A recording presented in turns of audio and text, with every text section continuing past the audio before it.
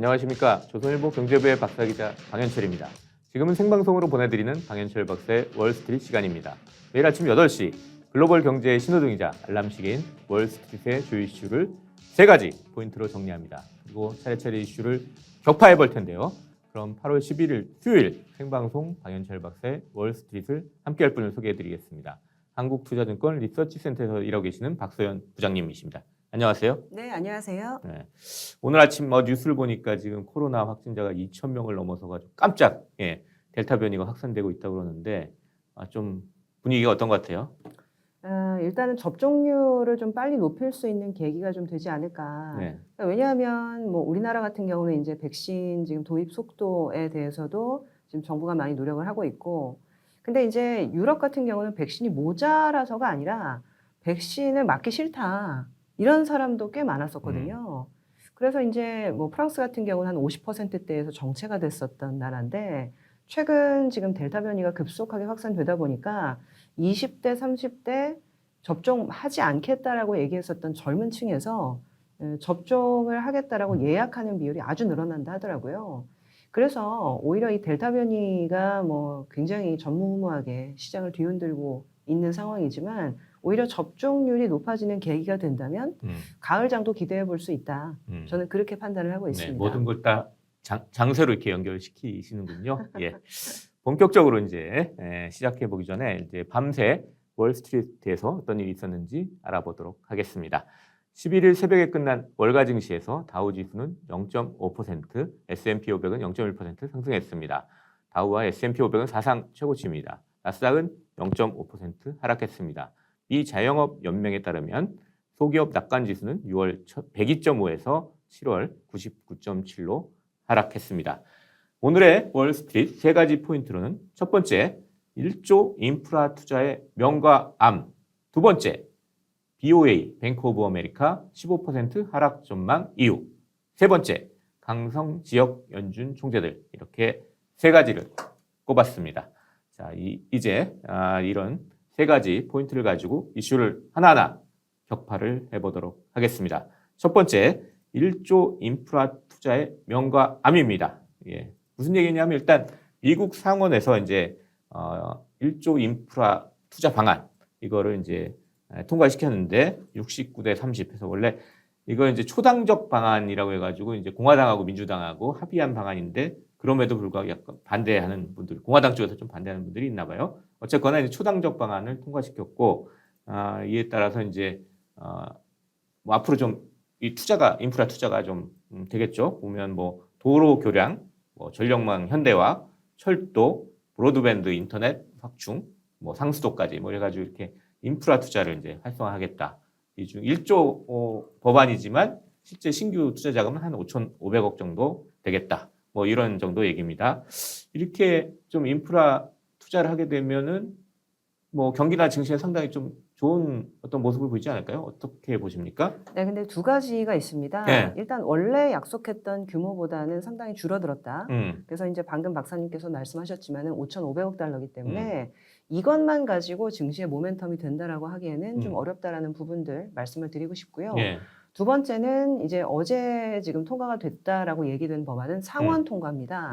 근데 이제 하원까지 통과가 돼야 이게 이제 의결을 거쳐서 실제 경제로 자금이 흘러 들어가는 건데, 마침 다음 주부터 미국 의회도 방학이 있거든요. 방학이 있어요? 네, 홀리데이가 있는데 다음 주부터 지금 한 9월 중순까지가 방학입니다. 그래서 제가 이제 쉬운 말로 말씀을 드리려고 방학이라고 했는데, 그래서 이제 의회에서 의결이 이루어지질 않아요.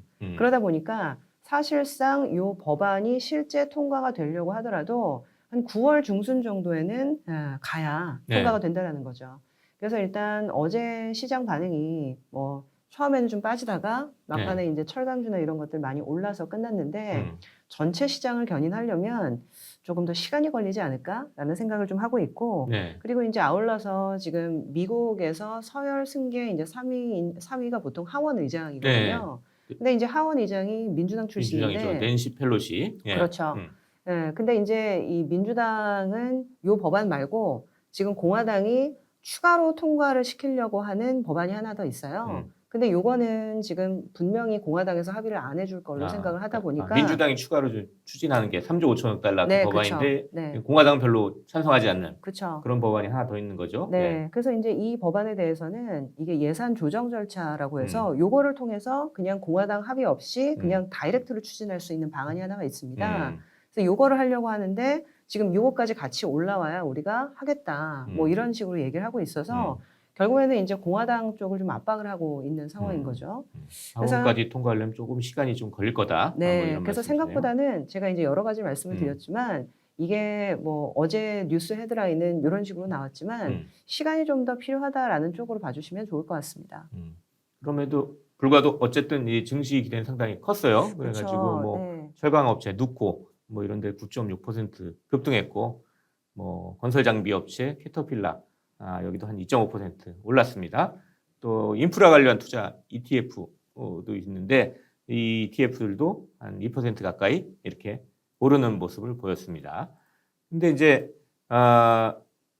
이 보면 알겠지만 이 지금 증세에 대한 방안은 없잖아요. 그러니까 재원을 어떻게 조달할까 네, 이 방안은 맞습니다. 없잖아요. 그러니까 일단 국채를 통해 국채 발행을 통해 가지고 자금을 조달할 텐데 이렇게 되면 좀 미국 재정에 좀 부담이 되지 않을까 뭐 이런 생각도 있어요. 네, 맞습니다. 그래서 이 부채 한도를 상향을 해야 국채 발행을 하는데 네. 또 재밌는 거는 어제 얘기됐던 그리고 통과됐던 그 방안에는 또 부채 한도 내용은 또 없어요.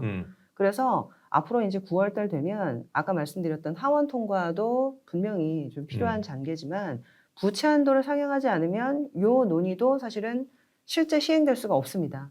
그래서 이제 부채 한도 논의도 9월 달에 나와야 되는 상황이기 네. 때문에 조금 더 복잡 다단한 과정들이 좀 있지 않을까 생각을 네. 해보셔야 되고 결국에는 뭐 공화당은 세금을 너무 많이 걷느니 조금만 쓰자 뭐 이렇게 얘기하고 있는 거니까요. 아직은 좀 지켜보셔야 될 부분이 남아있다 네. 판단하고 있습니다. 예. 코로나 위기 때 이제 그 정부 부채 한도를 이제 그 일시적 유예했는데 그게 그렇습니다. 이제 다시 이제 작동을 시작했거든요. 이제 그거를 더 이제 국채를 더 발행하려면 부채 한도를 좀 높여줘야 되는데 지금 아직 그 얘기는 안 하고 있는 거잖아요. 맞습니다. 그 부분도 하나가 또 이슈가 있다 이렇게 말씀하셨습니다. 여튼 이제 금리는 또 움직였어요. 왜냐하면 이제 국채 발행을 많이 늘리면 공급이 늘어날 테니까 그래가지고 이제 금리가 조금 올랐는데 재무부에 따르면 이제 10년 만기 국채 금리는 이날 이제 연 1.36%까지 오르는 모습을 보였습니다. 그러니까 지난주까지만 해도 뭐 1.1 막 이렇게 움직이다가 조금씩 스멀스멀 올라가더니 이제 1.3% 넘어가는 이런 모습을 보이고 있습니다. 이 금리가 오르면 근데 또 테크주들이 부진하잖아요. 그래가지고 이날도 이제 테크주도 특히 팡으로 대표되는 빅테크들은 전부 다 떨어져 버렸습니다. 그러니까 우리가 뭐 좀 그 시가총액을 따져가지고 좀 주가 하락폭을 좀 보여주는 이제 사이트가 하나 있는데 핀비즈라는 데서 이제 보여줬는데 이렇게 보면은 이제 약간 빨간색이 이제 떨어지는 건데 저 크게 이제 자리 잡은 것들이 다 빅테크들이거든요. 마이크로소프트, 뭐 아마존, 애플, 뭐 구글, 뭐 이런 주식들이 다 조금씩 다 떨어졌어요. 그러니까 금리가 또 오르면 테크주들한테 별로 안 좋은 뭐 이런 상황이 또 벌어지는 것 같아요. 앞으로 또 그럼 테크주 쪽 이렇게 경기 부양 쪽으로 가면은 테크주들은 또 안 좋은 거 아니냐 뭐 이런 얘기가 나올 수 있는데 이건 좀 어떻게 보세요? 근데 뭐 안 좋다고 하기보다 증시에 들어올 수 있는 자금은 어느 정도 한정이 되어 있기 때문에 상대적으로 좋은 거를 찾아서 로테이션이 일어난다고 보시면 될 것 같아요. 네. 그래서 이제 뭐 테크주 같은 경우에는 최근 금리가 너무 많이 떨어지다 보니까 이 성장주들은 보통 할인율이 굉장히 중요하거든요. 근데 뭐 10년 만기 국채 금리가 뭐 코로나 이전에는 거진 2% 네. 정도 넘어갔다가 1.1까지 빠지면서 0%대까지 떨어졌다 다시 1.7 갔다 그렇죠. 다시 1.1까지 떨어졌다가 지금 조금 네. 올라가는 이런 그 점을 추세인데 굉장히 잘 알고 예. 계시네요. 예. 근데 지금 그러다 보니까 이렇게 금리가 떨어지면 이 성장성을 더 높게 평가할 수 있다라고 해서 밸류에이션 대수를 높이는 현상들이 있었는데 국채를 발행해서 금리가 올라갈 수도 있고요. 네. 그리고 이제 재정 인프라를 하다 보니 경기가 좋아져서 금리가 올라갈 네, 수도 또 있는데 그 두 가지 요인이 다 있죠. 어쨌거나 금리가 앞으로 올라갈 거면 테크를 여기서 얼마나 투자하는 게 좋은 거냐. 이 갑론을박이 굉장히 많죠. 그래서 저도 좀 선별적으로 가져가시는 게 맞다라고 보고 있고 오히려 그래서 이제 가치주, 경기부양 민감주 이런 것들이 중장기적으로는 좀 더 낫다. 그렇게 말씀을 드리고 있습니다. 그리고 마지막 한 가지 이슈가 그 바이든의 증세 방안인데 사실 좀 지난번 여러 번 나와서 말씀하신 게 앞으로 좀 하반기에 증세가 좀 증시에 영향을 줄 수 있다고 그랬는데 아직은 되게 조용한 것 같아요. 요거 좀 어떻게 보세요?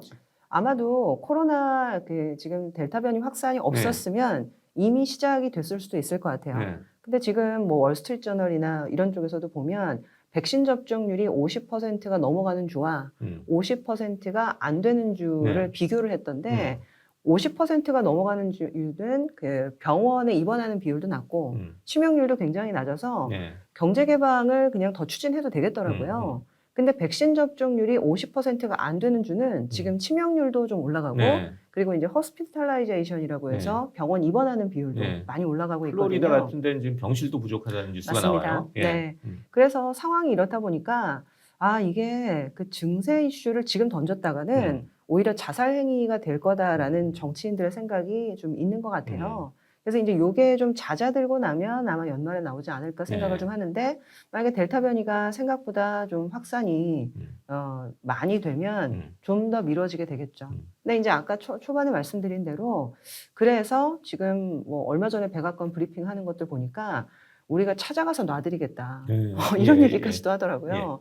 그래서 오히려 백신 접종이 좀 가속화되는 음. 계기가 된다라고 하면 연말쯤에는 증세 얘기가 살포시 네. 나오지 않을까 보고 있습니다. 네. 바이든의 증세 방안이 아직 죽은 건 아니다. 그렇죠. 예. 지금 뭐 물 밑에서 왔다 갔다 하고 있다. 이렇게 굉장히 봐야 돈을 되는군요. 많이 써야 되기 때문에 이 돈을 쓰려면 어딘가에서는 재원을 끌어와야 되는데 네. 국채 발행 하나로만은 지금 너무 무리가 있기 때문에 분명히 어떤 식으로든 증세는 있을 거라고 보고 있습니다. 예. 이렇게 해가지고 1조 인프라 투자 방안의 밝은 면, 그러니까 아무래도 경기를 부양하는 밝은 면이 있겠지만 어두운 면, 테크주들한테는 어둡겠고 또 증세 방안도 또 나올 수 있으니까 이런 걸 좀 둘 다 따져봐야 될 것 같다. 뭐 이런 얘기로 마무리를 하도록 하겠습니다. 이제 두 번째 이슈로 한번 넘어가도록 하겠습니다. 두 번째 이슈는 이제 주가 하락을 전망하는 곳이 있는데요. 뱅크 오브 아메리카입니다. 이제 여기서 한 15% 정도 지금 주가가 하락할 것으로 전망하고 있네. 왜냐하면 이제 지금 연말에 S&P 500 주가를 여기에서 이제 3,800으로 내다보고 있거든요. 근데 지금이 한 4,400 조금 넘는 수준이니까 이대로 보면은 한 15% 떨어진다는 얘기예요.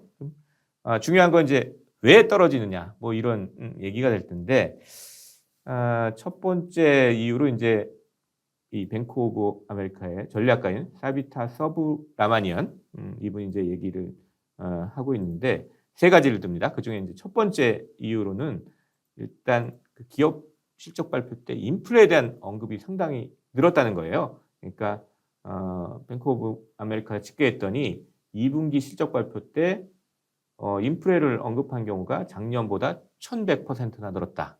근데 1분기에는 한 900% 늘었는데 그거보다 더 많이 늘었다.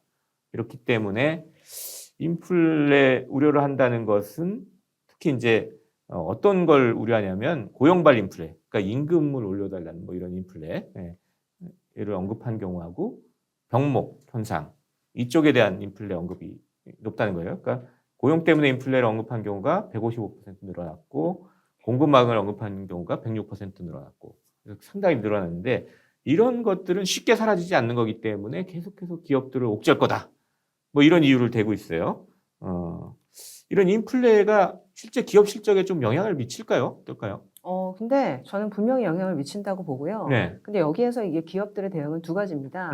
첫 번째는 지금 계속 마진이 위축이 되고 원자재 가격이 올라가다 보니까 네. 결국에는 제품 가격을 높이는 기업들이 있어요. 네. 뭐 우리나라도 최근에 뭐 오뚜기, 농심 뭐 이런 기업들이 라면 가격을 이제 올리겠다. 네. 이게 네. 이제 벌써 몇 년 만의 일이다. 이런 얘기가 나왔는데 이런 식으로 가격을 올려서 대응하는 기업들이 분명히 네. 있고요. 이런 기업들은 가격을 올릴 수 있구나라고 해서 주가도 좋게 반응하는 경우가 많아요. 근데 예를 들면 업황이 만만치 않아서 예를 들면 소비자 자격 전가가 잘 안 될 것 같아서 네. 결국 가격을 못 올리고 있게 되면 마진은 마진이 스퀴즈 되는 줄겠죠. 거죠. 예. 그래서 최근에 저도 이제 이게 심상치 않다라고 생각을 했던 것 중에 하나가 중국의 얼마 전에 소비자 물가가 아니라 생산자 물가가 네. 발표가 됐었어요. 근데 아직 뭐 소비자 물가도 올라가고는 있지만 그 정도는 아닌데 생산자 물가 전년 동월비 증가율이 8%가 네. 나왔거든요. 근데 지금 현재 제가 그려보니까 이 생산자 물가 증가율과 소비자 물가 증가율의 이 스프레드, 폭 자체가 스프레드. 20년 내 최고로 벌어졌더라고요. 네. 중국에서요. 네, 이런 경우에는 결국 중국이 아직까지는 전 세계에 공장 역할을 하고 있고 네.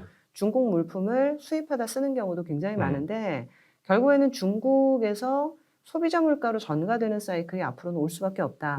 그렇게 되면 사실상 앞으로 글로벌 기업들 중에서 중국과 공급망이 연계된 곳에서는 물론 최근 이제 중국 거를 이제 쓰지 않는다. 중국 원자재를 쓰게 되면 뭐 이거를 중국산으로 이게 그러니까 생각해서 조세를 부과하겠다. 뭐 이런 얘기도 있잖아요. 그래서 네. 그거를 탄소세 쪽에서 또 얘기를 많이 하고 있는데 뭐 어쨌거나 저쨌거나 이게 인플레에 대해서는 앞으로 계속 민감하게 보셔야 될 것 같고 네. 그래서 제품 가격을 올릴 수 있는 기업에 좀 더 집중을 하는 전략이 맞을 것 같다 네. 생각을 하고 있습니다. 예. 그리고 이제 이 서브 라마니언이 이제 뭐 그건 첫 번째 이유고 이제 두 번째, 세 번째 이유를 얘기했는데 역시 연관이 좀 돼 있습니다. 두 번째는 이제 이익 마진 전망이 좀 약화되고 있다는 거. 세 번째는 기업들의 비즈니스 조건이 상당히 약화되고 있다고 이제 언급을 하고 있다는 거예요. 네. 그래서 지금 뭐 주가 전망을 이제 3,800으로 지금보다 한 15% 낮게 이제 계속 유지하겠다 이렇게 얘기했는데 물론 이제 여기 이제 나쁘게 전망하는 데고 또 좋게 전망하는 데도 꽤 있잖아요. 그러니까 며칠 전에도 저희 소개를 했는데 골드만삭스 같은 경우에는 4,700까지 오를 거다. 한 7% 넘게 연말에 지금보다 더 올라갈 것이다. 이렇게 얘기하고 뭐 JP모건 4,600 뭐 이렇게 해서 긍정적으로 전망하는 데가 있어요. 근데 여기는 또 이유가 또 실적 전망이 괜찮을 거다. 뭐 이러면서 또 이렇게 예측을 하고 있거든요. 지금 시장을 볼 때는 낙관론 쪽이 많아요? 비관론 쪽이 많은 것 같아요? 근데 아직까지는 낙관론이 훨씬 많은 것 같긴 네, 해요. 네. 왜냐하면 올 초에도 분명히 상반기는 조정이다. 네. 작년에 너무 많이 올랐다. 뭐 그래서 음. 조정을 전망하는 얘기들이 많았는데 미국 증시가 상반기에 10% 넘게 올랐거든요. 네, 네. 그리고 많이 빠질 거라고 생각했었던 테크주들도 물론 종목별 편차는 있지만 생각보다 많이 안 빠졌고 오히려 구글이나 뭐 마이크로소프트 같은 것들은 사상 최고가를 네, 사상 경신했기 최고까지 때문에 올라갔죠. 예. 네. 그래서 이제 지금 보면 인플레 압력이 있는 상황에서 요거를 해석을 하는 방법이 두 가지인데 네. 테크는 인플레 안 타지 않느냐. 그래서 오히려 이제 테크를 선호하시는 분들이 좀 있고요. 네. 근데 오히려 이게 테크 쪽은 금리에 민감하기 때문에 인플레가 나오면 나올수록 금리 인상 압력 내지는 네. 상승 압력이 높기 때문에 오히려 테크 말고 단가를 오히려 올려 잡을 수 있는 경기 민감주로 가야 된다. 근데 이제 저희는 일단은 후자에 좀 더 방점을 두고 있는데 아직까지 시장에 대해서 좀 긍정론을 보시는 분들은 이 테크 쪽을 좋게 보고 있어서 시장에 대해서 아직 끝나지 않았다라고 보시는 시각들이 많죠. 네. 일단 낙관론, 비관론이 다 나오지만 낙관론 쪽이 현재는 많은 편이다. 이렇게 네. 좀 정리를 하면 되겠습니다. 자, 이렇게 해서 두 번째 이슈인 뱅크 오브 아메리카 15% 하락 전망 이유 이걸 가지고 얘기를 해봤습니다. 세 번째 이슈는 이제 강성 지역 연준 총재들 얘기입니다. 이제 지난주에 이제 사실 7월 1일자리 고용 지표가 나왔는데 상당히 좋게 나왔잖아요. 뭐 90만 명 이상 이제 다 나오고 지지난달 거 6월 달 것도 90만 명 이상으로 이제 사실 저기 그 지표가 업데이트 됐습니다. 그러다 보니까 그 숫자를 보고 나서 이 지역 연방은행 총재들 기존에 이제 매파들이라고 불리던 분들이죠. 그러니까 돈줄 저게 지금 빨리 해야 된다라는 분들이 지금 목소리를 막 더 높이고 있어요. 빨리 테이퍼링도 지금 빨리 해야 된다. 뭐 이런 얘기를 하고 있는데 예컨대 이제 일단 에릭 로젠버그 그 저기 보스턴 연방준비은행 총재하고 보스틱 라파엘 이 두 분이 좀 세게 얘기했는데 에릭 로젠버그는 AP통신하고 인터뷰에서 어떻게 얘기했냐면 연준이 테이퍼링을 가을에 시작할 것이라고 9월 달에 선언해야 된다. 라고 얘기했고요. 라파엘 보스틱 이분은 어떻게 얘기했냐면 지금 그 6월, 7월 이런 고용 추세가 한두 달 더 계속될 수 있다면 상당한 추가 진전, 이제 연준이 목표로 얘기하는 상당한 추가 진전을 달성할 수 있을 것이라고 하면서 이런 경우에 새로운 정책에 대해서 생각해 봐야 된다 하면서 지금 자기는 이제 테이퍼링 시점 한 10월이나 12월 정도 이렇게 예상하고 있지만 더 빨라질 수 있다. 고용이 좋다고 하면 이런 식으로 이제 좀 더 빨리 해야 된다. 뭐 이런 주장들을 하고 있어요. 이런 주장들은 좀 어떻게 보십니까? 이게 근데 이 에릭 로젠그렌 총재나 네. 이 보스틱 라파엘 총재는 연초부터 계속 좀 매파적인 목소리를 많이 냈던 네. 사람이거든요. 그래서 사실상 갑자기 의견이 바뀌었다라고 보기보다는 연초부터 계속 이런 얘기를 했던 사람인데 줄곧 매파적인 입장을 고수하고 있다라고 보시는 게 맞을 것 같고 네. 지금 연준에서 그래도 투표권자 중에 가장 좀 이빨이 세다고 해야 네. 되나요? 그게 이제 파월이라든지 그리고 이제 파월이라든지, 부의장이나 네. 이제 뉴욕 연은 총재. 플라리다 부의장. 근데 예. 이제 이 사람들은 전혀 이제 그런 얘기를 안 하고 있는 네. 거죠. 그래서 저는 일단 강해지고 있는 거는 맞다. 근데 이제 앞서도 말씀을 드렸지만 9월 달에 지금 부채 한도 상향 문제 네. 그리고 이제 행정부에서 추진을 하고 있는 경기 부양 패키지 이런 것들 통과 문제가 아주 첨예하게 대립을 하는 분위기일 텐데 10월부터 12월까지 테이퍼링을 시작을 하려면 9월에 얘기를 해야 되거든요. 근데 과연 이렇게 정치적으로 민감한 시기에 물론 연준의 독립성, 뭐 중앙은행의 독립성 뭐 이런 문제 많이들 얘기하시는데 과연 9월 달에 그 얘기를 연준이 꺼낼 수 있을까? 저는 약간 회의적입니다. 그래서 아마도 한 11월에서 한 12월 정도 얘기를 시작을 해서 내년 1월에 테이퍼를 네. 시작하는 좀 그쪽으로 저희는 생각을 하고 있고요. 실제로 그 블룸버그 통신이 이코노미스트들 대상으로 이제 7월 달에 조사한 거에 따르면 응답자의 한 절반 정도가 12월 달에 테이퍼링을 공식적으로 이제 네. 선언하고 내년 1분기에 테이퍼링 시작할 것이다. 이거는 또 71%가 이렇게 얘기했어요. 그러니까 시장에선 대체적으로 지금 박 부장께서 얘기하신 것처럼 그런 식으로 전망을 하고 있는 것 같습니다. 예. 특히 이제 말씀하셨듯이 이제 이쪽 매파드 강성 발언한 분들이 있긴 하지만 사실 지금 미 연준 내 논의를 주도하고 있는 사람들은 비둘기파, 그러니까 돈을 더 풀어야 된다는 비둘기파가 지금 주도를 하고 있기 때문에 이 매파들의 발언이 과연 얼마나 비둘기파가 이끄는 정책에 반영될 것인가, 그걸 좀 보는 게 중요하지. 이게 완전히 실현될 것이다 이렇게 보기는 어려운 것 같아요. 네, 저도 그렇게 보고 있습니다. 예.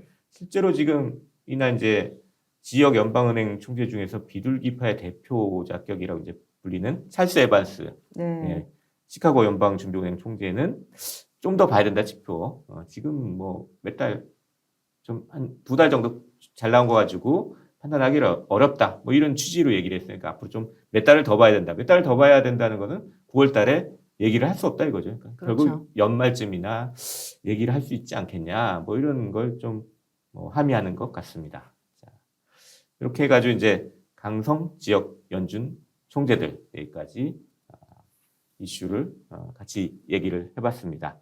자, 이제 월스트리트의 세 가지 포인트를 한 줄 평으로 요약해 보겠습니다. 첫 번째, 미국 상원이 1조 달러의 인프라 투자 방안을 통과시켰습니다. 월간은 인프라 투자가 경기와 증시에 도움이 된다고 환영했습니다. 하지만 금리가 급등하면 테크 주가엔 악재가 될 수 있습니다. 밝은 면과 어두운 면을 잘 따져봐야 하겠습니다. 두 번째, 주가 전망을 올리기만 하는 게 아니라 하락을 점치는 기관도 있습니다. 인플레가 기업들에게 비용 압박을 불러와서 마진이 줄어들 것이란 전망입니다. 증시는 한 방향으로만 흐르지 않는다는 걸 기억해야 하겠습니다. 세 번째, 일자리 지표가 좋게 나오자 테이퍼링, 즉 미 연준의 자산 매입 축소를 당기자는 말이 나옵니다. 하지만 이런 주장이 대세가 될지는 아직 미지수입니다. 연준 내 동향을 주목하시기 바랍니다. 자, 이렇게 해서 생방송 방현철 박사의 월스트리트 거의 마칠 시간이 다 됐습니다. 박서연 부장님 마지막으로 마무리 인사 우리 구독자분들께 좀 부탁드리겠습니다. 네. 지금까지 한 4번 정도 방송을 나왔는데요. 오늘이 제 마지막 방송이 될 것 같습니다. 인생은 알 수 없기 때문에 마지막이라고 꼭 말씀을 안 하셔도 됩니다. 예. 네네. 일단은 제가 방현철 박사님 같이 방송 진행하면서 굉장히 많이 배웠고요. 그리고 이렇게 이제 매일 아침 시장을 좀 보는 훈련을 하게 되니까 저도 개인적으로 굉장히 좋았던 것 같아요. 네, 방현철 박사님의 월스트리트 많이 사랑해 주시기 바라겠습니다. 감사합니다. 네, 감사합니다.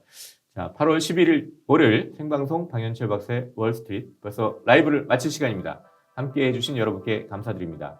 도움되셨다면 채널 구독 버튼까지 꼭 눌러주시기 바랍니다. 그럼 내일도 저는 아침 8시 월스트리트를 3가지 포인트로 진단하고 이슈를 격파하는 방현철 박사의 월스트리트로 돌아오겠습니다.